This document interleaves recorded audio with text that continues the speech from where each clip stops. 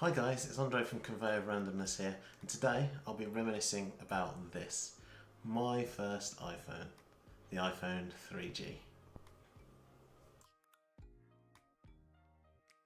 This is the phone built back in 2008 as being twice as fast at half the price and the only phone that could better the iPhone.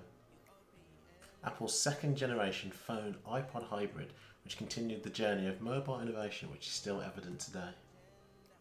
This is also where the App Store made its first appearance, which allowed users to download third-party apps to customise their phone. If you compare the App Store to what it looks like then and what it looks like now, you can still see the basics of what made it groundbreaking back then are still evident today. When I've tried to download onto the App Store with this phone now, I've found that a lot of the apps aren't compatible with this phone, most likely because the last operating system working on this was iOS 4. This phone came with updated features from the original, such as 3G and GPS, which are things we take for granted now when we can find them as standard in watches and cameras. It has a fully polycarbonate plastic back compared to the mixture of plastic and aluminium as seen on the previous model.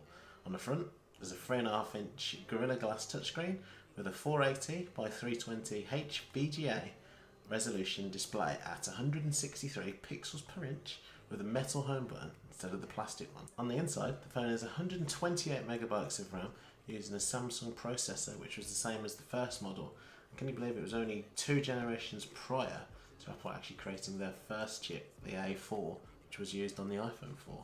It has an 1150 mAh battery, which in today's standards is comparable to the 1200 mAh battery which is found in the new Nokia 3310, which allows 5 hours of 3G talk time, up to 300 hours of standby time, to 5 hours of 3G internet use and 6 hours of Wi-Fi use, to 7 hours of video playback and up to 24 hours of audio playback, which were all improvements compared to the original iPhone, but continued Apple's ever-long battle with battery life with its consumers. It came only with a 2 megapixel rear camera without optical zoom, flash, autofocus or native video recording, which I'll be looking at and comparing in a later video with the iPhone 11. How could I forget music?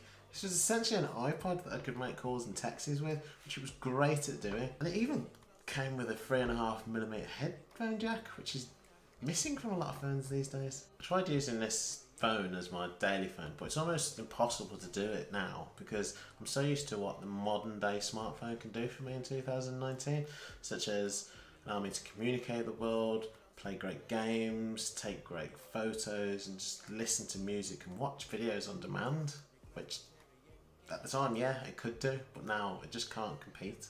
I'd be wrong to compare all this phone to today's standards as technology has moved on since 2008 and its successors up to the current iPhone range have all adopted those advancements in technology. 11 years ago when I got this, I loved it.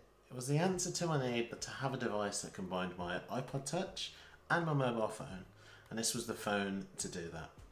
The iPhone 3G was part of the innovation journey that has led to most of the phones we see and use today.